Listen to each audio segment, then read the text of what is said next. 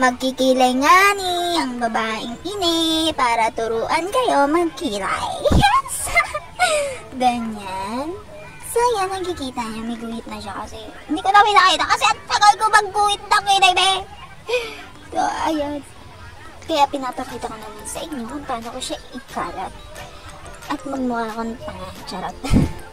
So, kinakalat ko na siya kaya may pencil. So, easy lang ating, gagamitin. So, spoolie and eyebrow pencil. So, kaya nyo na magkilay, be.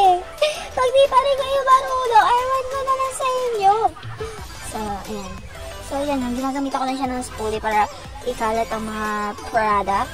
Then, sa ating bandang ilong ay huwag nyo nang gamitan ng pencil, be. Ha? Baka kumapal.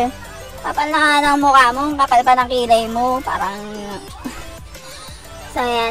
Spoolie na lang. Kasi kung ano yung napupuntang product sa spoolie, yun yung gagamitin natin sa may bandang ilong para very natural lang ang ating kilay. Parang, I woke up like this.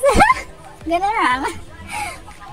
Then, spoolie na. Tignan nyo kung di ba parang sa may bandang ilong parang walang product. Parang magiging Andre Berlantes yung look natin doon. Yan, diba? Hindi naman contente. Babae yan eh. Gusto niya perfect yung kilay kahit nasa bahay. Hindi naman nakikilay sa bahay. Trip lang. So yan, spoolie, diba? Hindi ko na siya ginagamitan ng pencil kasi baka humabal. Kapal na ang mukha ko. Kapal na ang kilay ko. Ewan ko na lang, be. So, ayan, binabrush ko na yung kabila. So, pinapantay ko na yung time na yun. Pasensya na kayo sa salamin ko kasi hindi kasi ako nakapagkili nung ng salamin, be. Para magpapatay ko wala ako sa salamin. Diba? So, ayan. O, diba? Ganun lang. Kung ano yung ginagawa ko sa kabila, ganun lang din yun. Ito naman, turo pa ba sa inyo yan? Huwag na nga, Nick. Ay, ang gulo.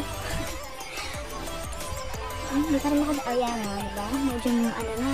Magpapantay-pantay na siya. So, parang wala lang, diba? Okay? Okay na to!